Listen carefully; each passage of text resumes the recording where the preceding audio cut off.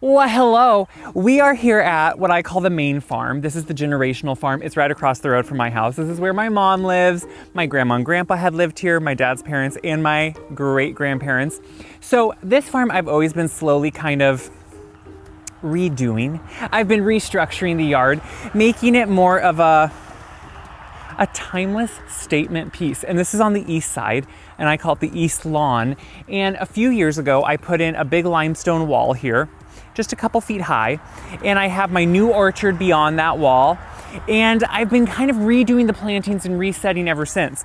So the newest addition is going to be this Boulevard Cypress. And as you can see, I sometimes get in over my head. Isn't that the fun of gardening? Let's do it. Let's dig in deep and let's just go for something. So this Boulevard Cypress is obviously, it's new to me, but it's probably at least 15 years old. So it has already been shaped and grown into a topiary. Beautiful form. You can see the beautiful bark on it, how old it is. I mean, just look at that. It has the lichen on it that's been growing. It has the beautiful, just like, it's so pretty. So obviously, these can be hard to train on your own. For one, they take years and years, and you have to know what your end result you want it to be when you start. So I'm not always the most patient, but we are able to find beautiful things like this. This is from a place called Isley Nurseries. They're a wholesaler, but you can find them at a lot of local garden centers. My local one that I love, IOC Landscaping, always gets in the best Isley things. But this is gorgeous, and I've decided it's gonna be a statement piece here in the corner. So I need to slightly redo. This is kind of a boxwood hedge, and it's a green mountain boxwood hedge, so they're more upright. You can see they're kind of growing taller. And in this corner, I'm going to remove one for now. Eventually I might need to shift these two. I'm going to remove this one and transplant it to a different spot. Boxwood have actually a pretty shallow root system that's really easy to transplant. They work really well. I would have preferred to do this probably a month ago when they're kind of more dormant, but we're still early in the year. We're still going to get lots of rain. So I'm going to go around and make cuts with a spade all the way around it. And really what I'm doing at that point is cutting the roots. So I'm making sharp cut down, kind of angled in towards the root ball, and I'm just slightly lifting out. And then what I'm gonna do is do that all the way around until I feel like the shrub has kind of released from its root ball. And I'm gonna be able just to pull it out. So I've just finished up being able to pop this out of the hole, and you can see that the root system is not near as big as you would think for a size shrub that's like this. So I'm gonna put this to the side. I think I'm gonna actually take that to my house because it's a nice big one, so I want it at my house. So now what I'm gonna do is make a hole big enough to put the Boulevard Cypress into. So this is in probably, it looks like a number 20, you would call this, which isn't actually 20 gallon, but a number 20 means it's close to 20 gallon. It might be a 25, but usually you wanna go slightly bigger than the size of the container. So sometimes up to double is best, just to make sure you can really set it in there and get it in the correct position and have it at the right height. With this one, usually I'm always talking about with trees, you need to look for the root flare. Since it's such an established, large plant that has been going for quite a while, you can see that they already have the root flare well established and in the pot correctly. So I don't need to worry too much about having to expose that root flare like I do for all my trees. So I am going to make a hole. Obviously it's gonna be pretty big. It's gonna be slightly bigger than this container. Then we're going to probably not put on camera me getting this out of this container because it could be a little bit of a riot. No one's gonna get hurt in this video, I promise. If we do, we'll never post it so you wouldn't know. So I'm gonna dig the hole bigger. We're gonna set it in. We're gonna get this thing going, and look, it's like instant beauty. So I dug the hole, you can see it's a big hole, and there's a lot of rock in it. Now, no, Iowa does not have rock like that in its soil. We are actually blessed with extremely beautiful, rich black soil, but that's backfill rock from the wall that was put in. And I actually like that it's there because it means there's really good drainage here. Cypress don't like to sit in water, so it's actually a pretty good spot. Now, 2 different shovels, and yeah, they make a difference. So I started with a spade because I wanted to make deep cuts all around to make a big hole. Then I used more of a scoop shovel, and that helped me actually get out all the dirt, the debris, the rock that I wanted to get out. So different shovels do make a difference. So on the actual container, when they're big like this, you can't just pick up the tree with one hand and pull the container off with the other. I mean, I would try that, but no, you can't. What I did instead was made 4 big cuts on it, and then I can actually open it up like this. And if I want to, I can then cut it further because it actually cuts pretty easy once you're there, and just kind of open it up so I can see what I'm working with. Now, as you can see, yes, Kip is always here to inspect, see what I need to do better. He's really the mastermind behind everything. He knows how to do it all.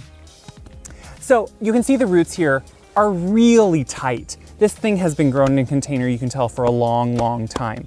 So if you just set this down in a hole, these roots kind of just set like they are. It's really hard for them to start wanting to branch out where roots should grow laterally. They're gonna be intertwined and tight. So instead, I'm gonna take my knife. This is what I call a freezer knife. It's from like the 40s through the 1960s. These were everywhere because people ate frozen food all the time and would need to cut it. I find them in thrift stores and love them in the garden. So I'm gonna start making some big, deep cuts in it. I'm gonna actually scarify those roots up to get them to want to grow out and start new roots, because all these tiny roots right here, they're just capillary roots that are growing on top of each other. So I'm gonna do this all around the container and then riggy-jink it kind of back to the hole. So you can see, it doesn't even make a difference. You're not even getting the main roots here.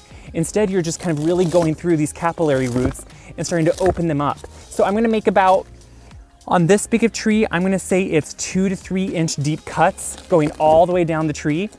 And I'm gonna make sure then to rough up those roots like that, and see how now I'm starting to expose the roots. That's gonna spur growth. Just like trimming a shrub spurs growth, trimming the roots like this is gonna spur new root growth. So I'm gonna do that all around. We're gonna get into the hole and we're gonna have a beautiful statement piece. So I'm working on putting the dirt back around it. I rolled it kind of back to the hole and have it set in, and I did set it slightly higher than the ground. You know, in general, a tree often settles once you plant it, so it's always good to have it slightly high, because a tree would always rather be a little high, have that root flare above ground, than settle and be down below ground level, where moisture could fester, it could stay too wet, it could start suffocating the root flare. No good. So you can see I actually took off some of the roots. I cut off those capillary roots on the outside that were really tight, and I kind of worked and scarified all around to make sure those roots are stimulated to want to start growing in its new home. So what's fun, and you can find small topiaries, it does not have to be one that's, a good 7.5, 7 foot. Let's just say 7 foot in the ground.